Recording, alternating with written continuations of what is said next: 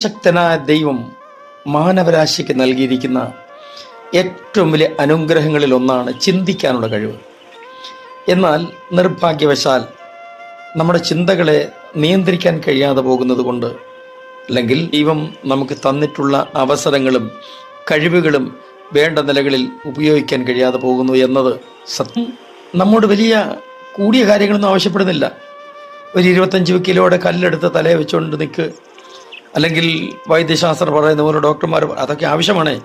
പറയുന്ന പോലെ എന്തെങ്കിലും കഠിനമായ എക്സർസൈസുകളോ മറ്റെന്തെങ്കിലും കാര്യങ്ങളൊന്നും ദൈവം പറയുന്നില്ല. കുറഞ്ഞ പക്ഷം നിങ്ങളുടെ വിചാരങ്ങൾ നിയന്ത്രിക്കുക.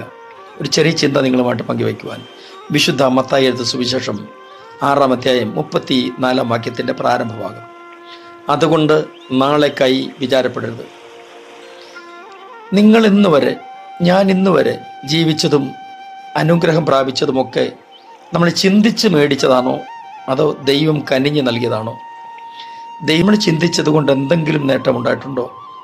രാത്രികാലം മുഴുവൻ എന്തെങ്കിലും കാര്യങ്ങളെക്കുറിച്ച് നെഗറ്റീവ് ചിന്തകൾ നമ്മെ ഭരിച്ച് നമ്മൾ ആ നിലയിൽ ഉറക്കം വരാതെ തിരിഞ്ഞും മറിഞ്ഞും കിടന്നതുകൊണ്ട് എന്ത് പ്രയോജനമുണ്ടായി?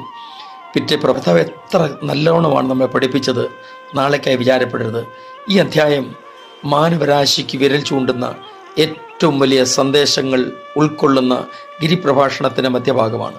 അത് ഈ 6-ാം അധ്യായത്തിൻ്റെ 1-ാം വാക്യം മുതൽ പഠിക്കുമ്പോൾ മനുഷ്യൻ എങ്ങനെ പ്രാർത്ഥിക്കണം, ഭിക്ഷ കൊടുക്കേണ്ടതെങ്ങനെ, ദൈവത്തിൽ നിന്ന് അനുഗ്രഹം പ്രാപിക്കേണ്ടതെങ്ങനെ, ദൈവത്തിൻ്റെ കരുതൽ എന്തൊക്കെ, ഏതെല്ലാം നിലകളിലാണ് ദൈവം നമുക്ക് വേണ്ടി കരുതുന്നത് എന്നൊക്കെ വളരെ സ്പഷ്ടമായിട്ട് എഴുതി അവിടെ രേഖപ്പെടുത്തിയിട്ടുണ്ട്.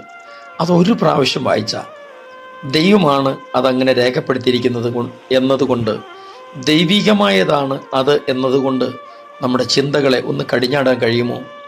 നിങ്ങൾ പലരും മക്കളെക്കുറിച്ച് ഒരുപാട് സ്വപ്നം കണ്ടവരും സ്വപ്നം കാണുന്നവരും ചിലരൊക്കെയെങ്കിലും മാനസികമായി ഭാരപ്പെട്ട് നടക്കുകയല്ലേ? അതൊക്കെ ഒന്ന് വിട്ടുകളയൂ. നിങ്ങൾക്ക് വേണ്ടി ദൈവം നൽകിയത്, നിങ്ങൾക്ക് വേണ്ടി ഒരുക്കിയതൊക്കെ നിങ്ങളുടെ കൈകളിലെത്തും.